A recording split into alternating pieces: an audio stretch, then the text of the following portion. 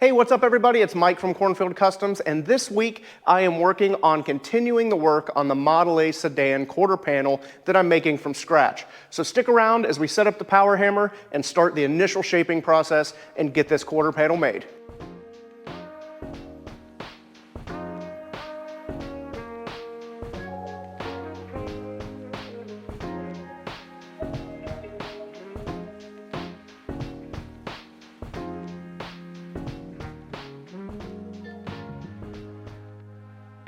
So before we get into setting the power hammer up and actually doing the shaping process, I just wanted to do a really quick recap. So we patterned an original quarter panel and made a paper pattern, transferred all our information from the paper pattern that shows what our radii are, where our edges are, where our shrink lines are, where our light lines are, and where everything blends out.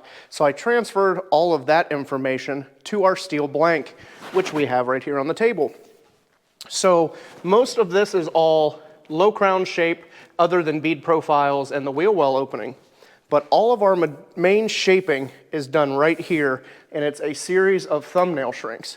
So we're going to use the MH37 HD power hammer with our large thumbnail dies, and we will get that set up, and we will come in and we will shrink on our lines on our first set, and then I'll back off about a third on our second set and do in between each line.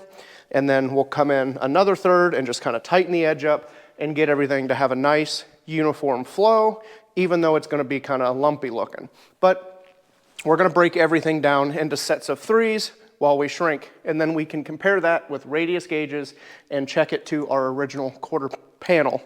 So that's the recap on our plan to start this piece. And like I said, check out the video that I posted the link to in the corner, and I'll also drop the link down in the show notes or the description, and you can check that out if you haven't done so already.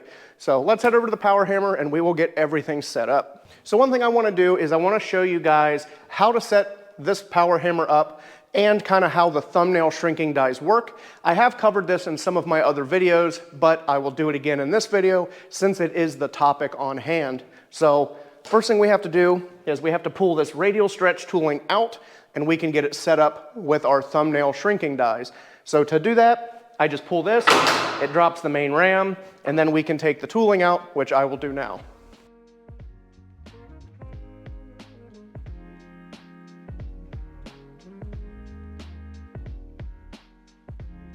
So here I have our thumbnail shrinking dies, and this is the lower die, which is the male die, and as you can see, it kind of looks like a thumb or a thumbnail.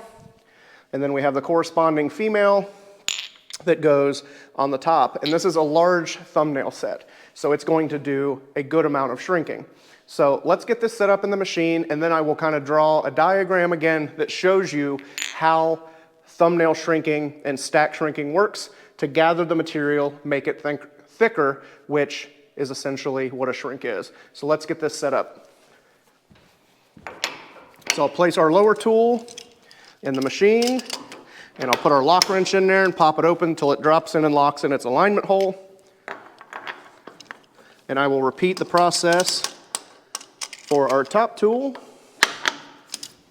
And then I can pull our lower tool post release again and raise that up by hand. This is the manual rotation wheel, so I'm going to bring that down to the bottom of its stroke. And on this side, there's another hand wheel, and that adjusts our tool height. So I want about 3/16 of an inch of tool height at the bottom of the stroke, and that's kind of where I want that set. So this section is set, and then there's another hand wheel on the bottom of this side, and that adjusts our stroke. So since we're going to be shrinking in steel, I'm turning our stroke up, and you can see this, this indicator moving up, which means it's going to hit harder. So we've got it set at 4 out of 5 on our scale here, so it's going to hit decently hard. So at this point, the hammer is set up, and now I can kind of draw a diagram of how shrinking works, and then I will do a test piece with the camera up close so you can see it in action. So what I have here is a very crude drawing of a tuck that is put in. You can do tucks by hand, but this we're going to talk specifically on power hammer work. So this is a tuck put in with the thumbnail shrinking dies, and as you push the material in this way, you have your thumb sticking up that way, and it will create the tuck. And I'll show you that here in a minute on the hammer. But when you pull the material back out, it starts to close the tuck. And what that does is that starts to push all the material of the tuck in on itself. So it's not folding itself over, but it is gathering. It is pushing the material and the atoms and everything together, and it's making this thicker. So that's what we're gonna do. Is it's called stack shrinking, thumbnail shrinking, gathering. There's a bunch of different terms for it, but we're essentially shrinking the material and making it thicker. So anytime we talk about shrinking material, it's going to get thicker. So that's what we're gonna do. And like I said, this is just a really crude illustration to kind of give you an idea of what's happening before I do it on the hammer. So from here, the machine is set up. I'm gonna get us a little test piece of steel. This will allow us to make sure that we have our depth where we want it, we're not getting tooling marks, and we have our stroke to hit hard enough. So in that test piece, I will show you how it creates the tuck and then how it hammers the tuck closed.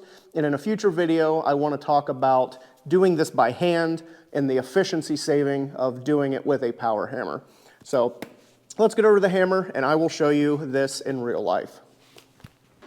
So here we have a close-up of our tooling, and what I'll do is I will just drop this out of the way so you can see it a little bit better in a close-up. So this is what's going to create our tuck, and you can see it's kind of shaped just like the crude drawing on the piece of paper was. So as our metal comes in, it'll be flat. It's going to put that tuck in, and as it comes out, it's going to gather and push inward, working from the front towards the edge as we retract the metal out, and it will gather that together and let the grains slide and the atoms slide and all of that stuff, making the material thicker. So I have our headphones here that I'm going to put on, and I have a small test piece that we will do. And what I'm going to do is I'll run it in and I will show you the tuck being created. I'll stop the machine, pull it out. We can talk about the shape of it, again, show you how it's going to gather it, and then I'll put it back in and pull it out and close the tuck.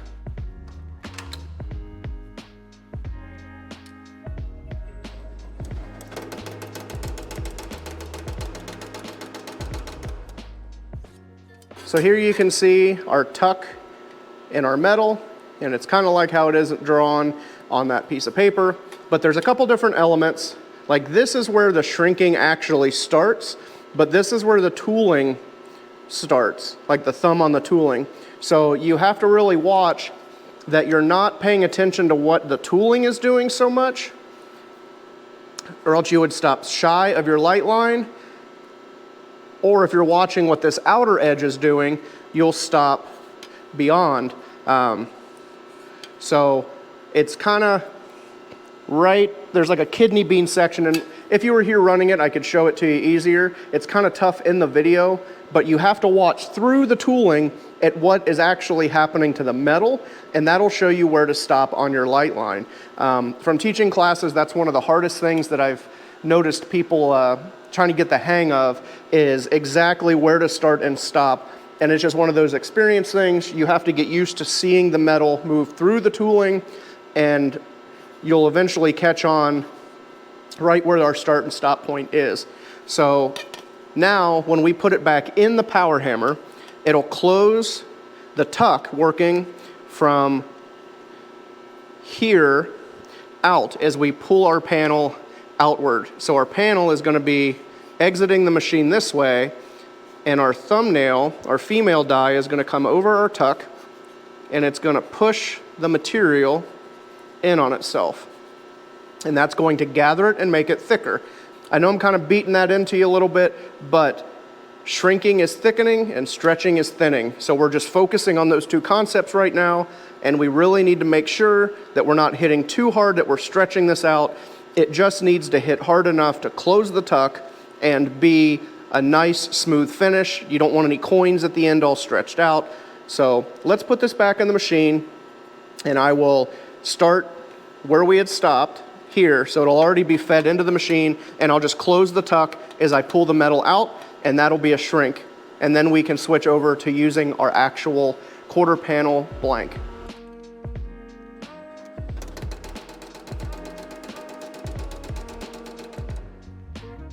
So here the tuck is closed, it's smooth. You can kind of see where it shrank, but I mean there's not a big, no big tooling marks, no knots.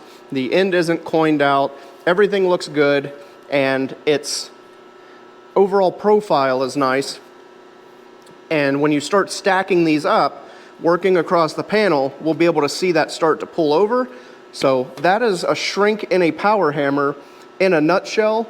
And from here, I'll switch over and we'll get the quarter panel piece, and we will repeat this process many times over the area that I've labeled with our shrinks based on what we found in the first video with our pattern. So let me grab that panel and we'll get it in the hammer and we'll start shrinking. So I'm here with our quarter blank, and this is the only area that needs any shrinking at this point. And there's really not a ton of shape, but the problem you get into with these larger panels is that they're just that, they're large. So just to do this little bit of shrinking on about the last 6 to 8 inches of the quarter, I have to support and hold this giant floppy piece of metal while shaping it. So that's gonna be the biggest challenge, is holding it and being coordinated while holding something that's big and kind of heavy and bulky while we're trying to do the shaping work. And if you look at it, I think I mentioned it in the first video, well, if I'm worried about weight, why don't I just cut out where the wheel well is? There's 2 reasons for that. We need the support so it doesn't get a crease here in the narrowest part above the wheel well, and I'm raising the wheel wells on this specific project. So I've patterned it to be the stock wheel well opening, but we will leave it long, clamp it to the car, and then we can mark where our new wheel well opening needs to be. So sometimes you just have to suffer with a little bit of extra material to get the job done, but that's one of the things you just have to deal with when doing large panels in one piece. So just like we did with our test piece, I'm gonna come in and I'm going to shrink where our shrink marks are. And I mentioned it earlier in this video, the first set I will shrink on our shrink lines to our light line area, and then I'll back off a third and go in between our shrink lines, back off another third, and I'll kind of tighten up the ends. And usually that is on or off the line, on the line, off the line, and so on. And there might be a little fine tuning just at the bottom 3/4 of an inch to get the panel tight. So let me get some gloves on, hearing protection on, and we will get to shrinking this panel.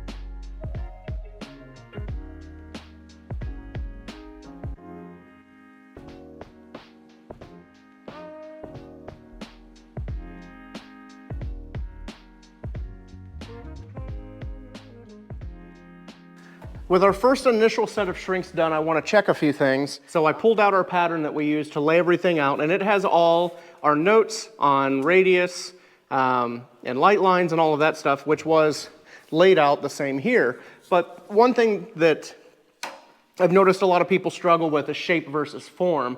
So form is just bending and it can easily be undone, and shape again is shrinking and stretching. So when we look at this, across our light line, it says that it's a 36 radius. So we've got our radius gauge here, and it's a 36. Well, it's a little over 36. So what did we do here? Did we over shrink that, or does it need more shrink? What is that telling us? But what it really is that the form is more this way. So the next thing you want to do is check the radius this way. So as our pattern says, from our light line down should be 6 inches. So I'll take our radius gauge and we'll find a 6-inch radius and we'll put it on there. Well, now we're not at a 6-inch radius yet. If we check it, we're not even at a 12. We're closer to a 24. So we have over a 36 this way and about a 24 this way. So you could say, well, I just need to add more shrink. Which is true, we do need more shrink, but not to get ahead of ourselves, we need to adjust the form first. So to adjust the form, which again is just bending and can easily be undone, I'm going to set up the wheeling machine with the rubber coated upper wheel, and I will put a 6-inch radius lower end, and we'll just kind of tighten this up to get closer to our 6-inch radius here. So as we adjust the form on this half, it will flatten this back out because it's taking the form away from here, manipulating it closer to the radius we need, and it will flatten this area out. So let me get over to the wheel, I'll get that changed over, and then we will go over and we will wheel some form into this shrink area, and then we can make notes on how much more shrink we need, exactly where it is, and we can get back in here and shrink this some more.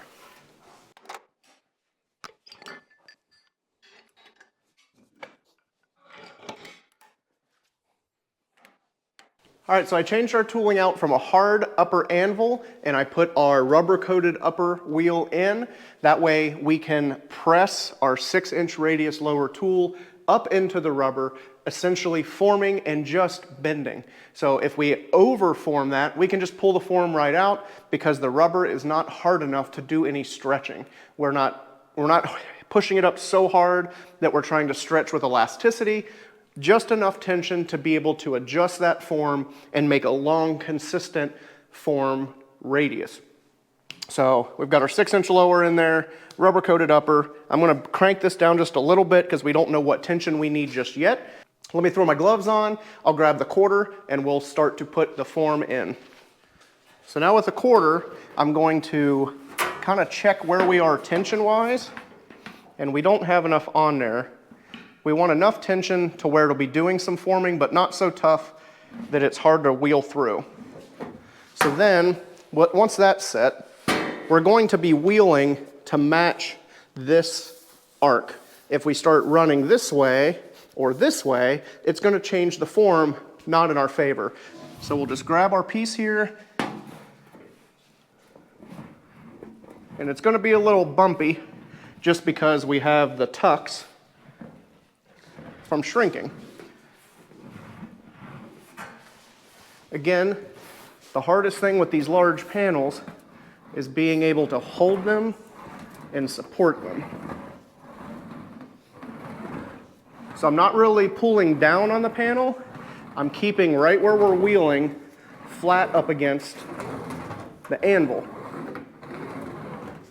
So that's adjusting the form kind of as we go.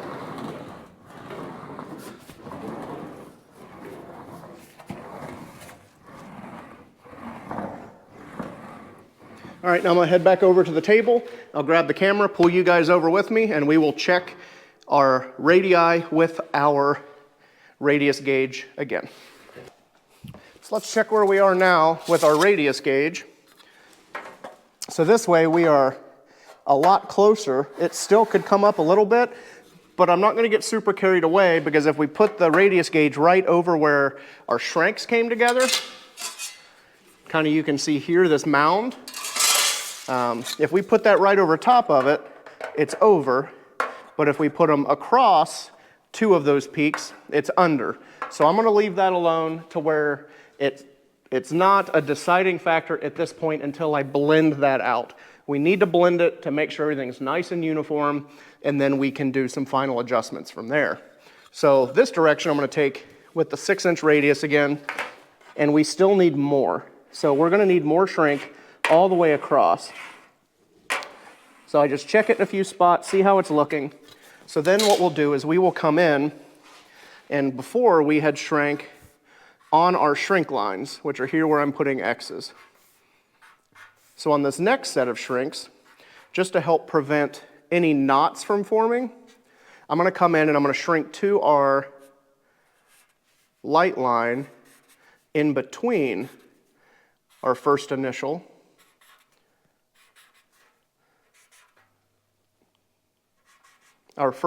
shrinks, and then I'll repeat the process. When I come down to do about a third, then I will come back and we will hit on our first set of lines That way we're not building shrinks directly on top of one another, and it's not going to get too many knots or bumps. It's going to even itself out because we're staggering where all our shrinks are laying and where their starts and stops are. So that just makes it a lot easier to blend out and get a uniform surface later on. So let's head back over to the power hammer. We'll do our next set of shrinks all the way down the panel, and we will kind of see how we're looking and go through this process again. Check it with our pattern, check it with contour gauges, adjust the form as need be, recheck again, and then we can actually check it to the old quarter and see how we're looking.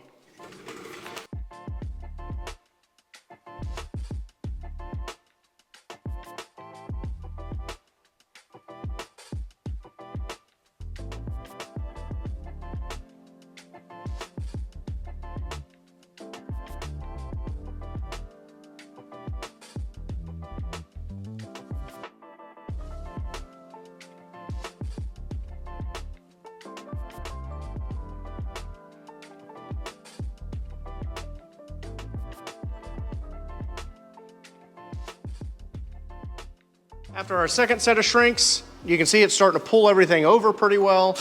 There's still a lot of radius adjustment that needs to be done at this point. I can just see that by looking at it. But I wanted to show you that if we take a radius gauge across the top, 36 looks a lot better all the way across. And then if we do our 6 this way, it still looks a little flat in some spots, and then it looks pretty close in others. So from this point, we're gonna head back to the wheeling machine, adjust our form from just past our light line here, because it does have to blend from a 6-inch into a 12, so we're gonna kinda go back and forth across that light line, but we're gonna just kind of blend all this out and then check it and see how we're going.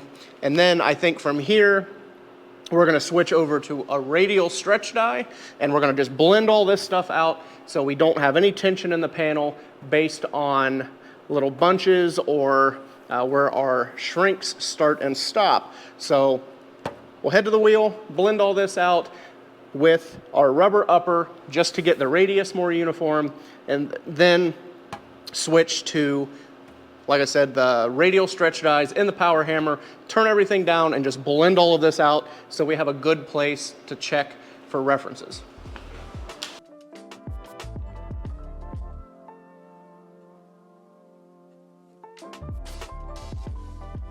All right, so I'm back at the hammer. We're gonna pull our thumbnail shrinking dies out, and we're gonna put in some radial stretch dies to do our blending.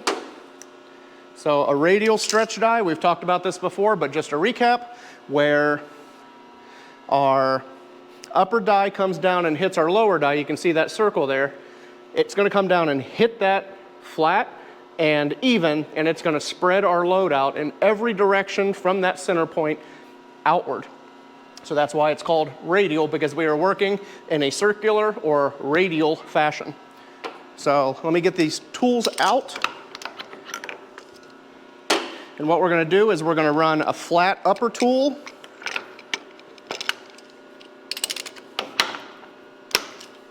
And then we're going to use a 6-inch radius with a 1-inch flat in the middle for our blending.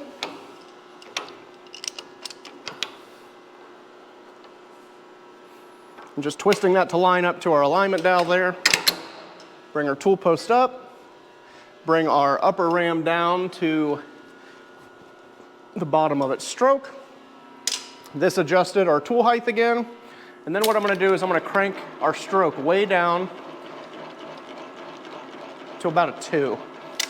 We're not really wanting to hit super hard and do a ton of stretch work. We just want to hit hard enough to blend everything out and get it smooth, and then we can move from there. So let me get some gloves, hearing protection, I'll grab the panel, and we will blend everything out on the hammer.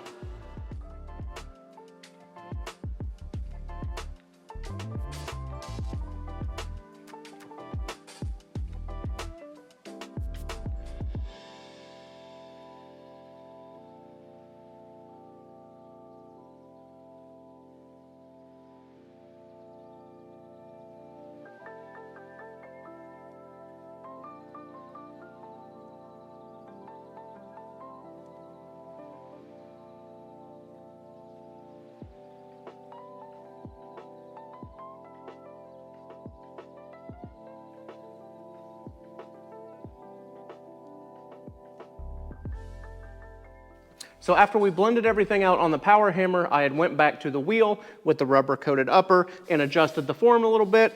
And for just roughing it in, looks pretty good. There's still some waves and ripples that I need to work out, which I will continue to do as I planish and blend. But before we get too wrapped up with that, I want to make sure that the shape is looking good. So right now I've got it clamped to the quarter panel that's underneath of it. I'm going to flip that over just to show you guys, but this is a little bowed out more than I would like, and that needs kind of pulled in a little bit. So this edge just needs shrink to kind of pull that back down. And I can also verify that when I take our radius gauge, you know, up here it's pretty close. It needs a little bit of blending, which I can, when I planish that out, I can bring that out. But down here it's still a ways away. So if I shrink that edge in, that will help pull that under and pull in this way, which will take that loose edge away this way and continue to shrink around. So we do need a little bit more thumbnail shrinking into about, I don't know, I'd say about 2 to 2.5 inches in from our edge here. And I think that'll tighten things up quite nice. So we need to do that. But first I'm going to flip this over and kind of show you how things are looking with the original quarter just spring clamped into place. So with that clamped in place here, you can see that it's pretty close, except for here where I was talking about needing just to pull that up, and like you can feel the tension on that. Here I'm not really following that too much because it does have a cut in the quarter, and that's allowing me to move that much easier. But if we shrink that over, it'll continue to pull that edge and it'll bring all of this in on itself. Everywhere else is pretty close, but we haven't done anything anywhere else yet. So before I come back in and shrink this, I want to go ahead and start putting some basic low crown shape in the remainder of the quarter panel. So I'm going to get the hammer set up with a 24-inch lower radius, a flat top upper, and I'll increase our stroke a little bit because I want to stretch and put that shape in this low crown area, and I'll blend up kind of close to where our light line is. So that's the next step, and then I'll come back and I'll shrink these edges back a little bit tighter. So we'll go back to the hammer, stretch that out, shrink it, and we'll see how we're looking from there.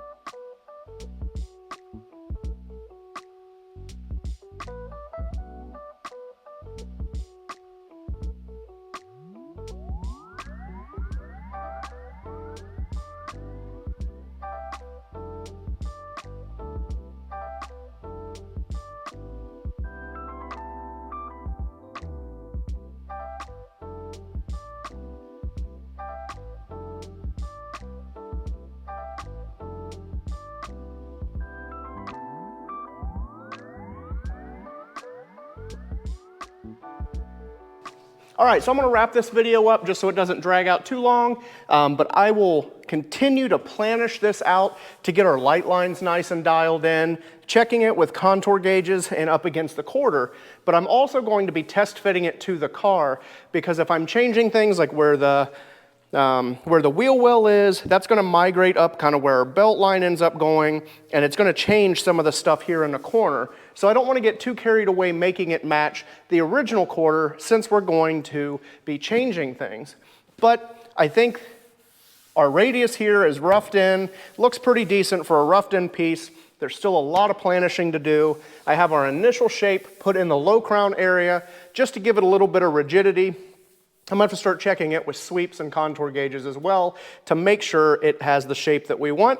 And again, I will check that on the car so we know that everything flows together with the car. You have to be careful when you're making modified panels, to not make it match the original, just like I mentioned. But who's to say that that quarter panel isn't incorrect to start with? So I use it as a loose guide to kind of get me in the ballpark, and then I will fit these pieces to the car themselves. That way everything flows from the door through the quarter into the back panel and from the roof and side window down. That way I'm not so focused on making it match that I'm creating a problem of that have been damaged or something else going on with it. So I'm going to start fitting this to the car, continue to planish, and I'm going to wrap this video up with that being said. So make sure to stick around for future videos on continuing this quarter panel, as well as a lot of the other sheet metal projects I have going on. Drop down in the comment section, let me know what you think, what you want to see, that kind of stuff. You know, help me cater the channel to what you guys want to see. And I'm also working actively to get that Patreon page up and going for you guys. I've got some great incentives for people that want to support the channel and support what I do. So I'm also going to drop the link to our Patreon in the description below. So make sure to check that out. And please subscribe, hit the bell so you don't miss an episode or a short that I'm putting out. That way you guys can always stay up to date with what I have going on in the shop. So I want to thank you guys so much for checking out this video as well as many of the other videos on the channel. And like always, get out there and make something, not excuses, and we will catch you on the next one.